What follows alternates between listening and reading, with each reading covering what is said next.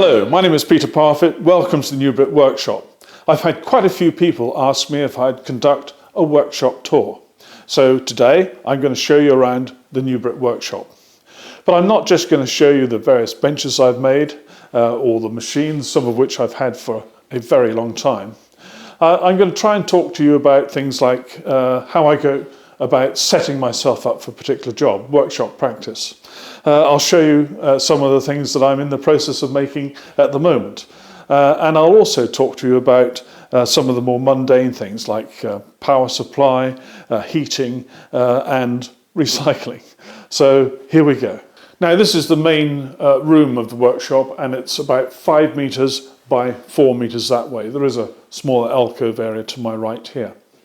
And this is where I do most of my work. And I try and keep the temperature above 10 degrees centigrade. It is 10.5 degrees centigrade in here right now.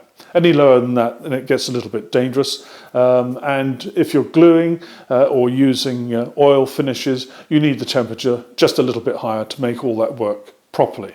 And I use an oil-filled radiator just to keep the chill off this room. Now, behind me, I've got a pretty solid workbench. We'll come to that in a minute. Over here, I have my various Bessie clamps, quite a few of them, absolutely super duper Bessie clamps, and I've had some of these for over 15 years. Just here, I've got my Festool writer table, the CMS OF, very nice piece of work. And then we've got the Festool MFT3, which is the most superb mobile workbench, and it was one of my early Festool purchases. Excellent piece of kit.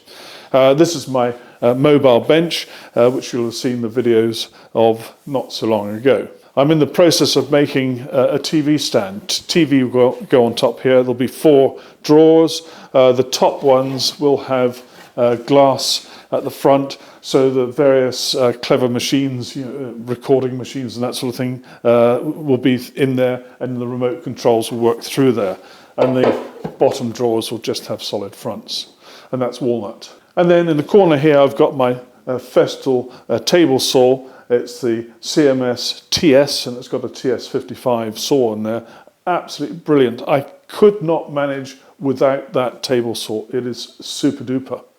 And then you've probably seen my video of the Capex workstation, and this is the Festool Capex, which again I've reviewed quite recently. Oh, and there of course we've got the dust hub, and I put a little sticker on there.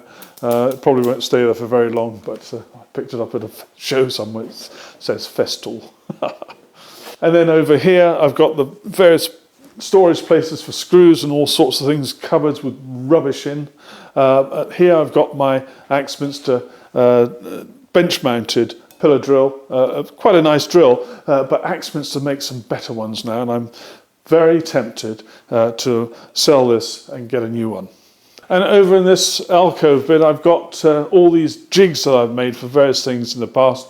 I've got to keep them in case either I need to use them again, or if someone asks me a question about them. So I keep almost all of the jigs that I've ever made in this area.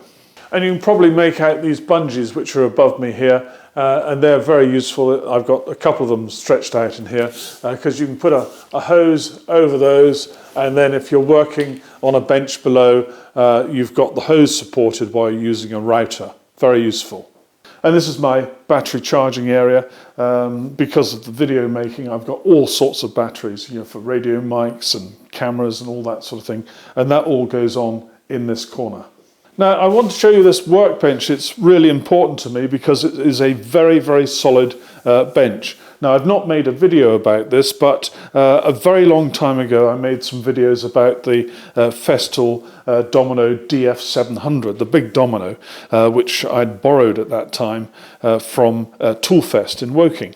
And I was using that to make this bench, so you may see parts of this bench in those videos.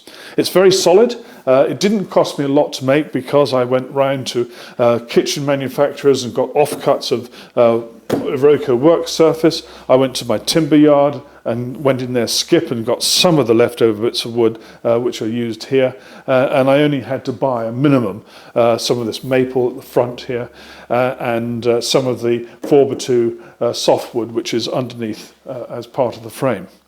I had to buy the two vices. I bought them from Axminster. They're made by Veritas, or made by Lee Valley under the Veritas name, and they are super. There's the front-mounted one and the end-mounted one here. And then I've got lots of drawers on these sort of type of drawer runners, which makes life very easy indeed. Now you really do need something solid like this when you're planing bits of wood, and that is perhaps the only failing of the Festool MFT3. It's not the most stable platform for doing proper planing work, and hence if you've got a serious workshop you need a serious bench. Now there are three planes from Lee Valley under the Veritas name that I really recommend. The low angle jack plane, the low angle smoothing plane and the low angle block plane, and all of these have got the PMV11 blades in them, and they are absolutely superb. Now you may just see here this large engineer's square. Now this is an absolute essential for me.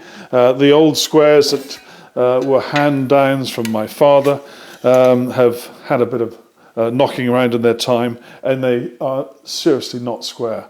And if you're doing nice bits of woodwork, squareness is something you have to get absolutely right. I don't actually use these anymore. They're just left on the bench for sentimental reasons. But engineer's squares are the way to go.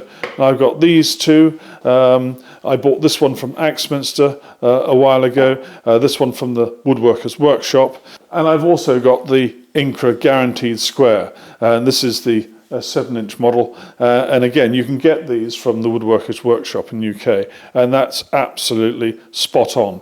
And what's nice about this one is the design here, which allows you to leave it sitting on the piece of wood without it falling over, whereas most other things do that. Now I have a radio to keep me company, and also I've now got radio in my ear defenders, and you'll see those in a separate video in the not too distant future. For accuracy, I like to use calipers like this, which are good to 1/10 of a millimetre when I'm planing work and I want to measure exactly how thick it is. That's what I'll use. And I also have this digital height gauge here, which I find particularly useful when setting up work on the various router tables and table saw. Now I need to mention recycling. I'm terrible for not throwing things away, but when I do throw them away I try and do it properly. So I've got rubbish which is no good for recycling. I've got my recycling one here. Also this is my metal recycling, a separate container, and then I have a little container here. You know, if someone delivers something, you've got your name and address on there, well all of that goes in there, gets burnt or shredded. So that's my recycling policy. Wood, I recycle that by either making it into something else or burning it to keep the house warm. Now I'm a real fan of these Japanese style pool saws, and the reason for it is dead simple.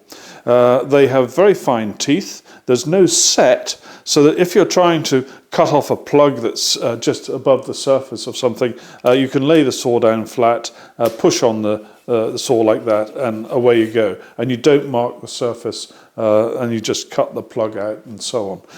And also if you're using them for making dovetails or anything like that, then they're absolutely brilliant. And I really think that these are good, cheap and cheerful tools. I love them. Power is important. I've got sockets everywhere in this workshop, and they're all at a decent height, and you can see them, they're all over the place. And so there's always going to be a socket within a few feet of wherever you happen to be in the workshop. We're now in the other half of the workshop. It's a very small area really. It's not much more than about 3.5 metres by 4. And here you can see my sheet cutting station where I use path dogs, of course, and my beautiful TS55 saw, all hooked up ready to go now. On the right here is where I'm keeping my UJK router table, and next to that is my jet planer thicknesser, and those get moved on their casters out to the centre of the room when required. I've got a pneumatic extractor connected to a 4-inch cyclone, which I use with the planing machine, and also my bandsaw, which is at the back there. And here you see the CT26, which is the unsung hero of my workshop. And yes, I do use a cyclone, a dust deputy, which is connected on through to the dust hub, which is in the other room. Well, there you have it. That's the whistle-stop tour of the very untidy New Brit workshop.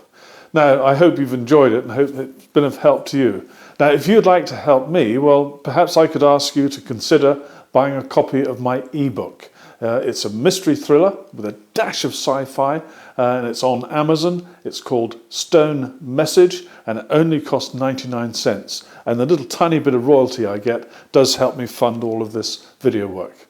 Thank you very much for watching. Take care. Bye-bye.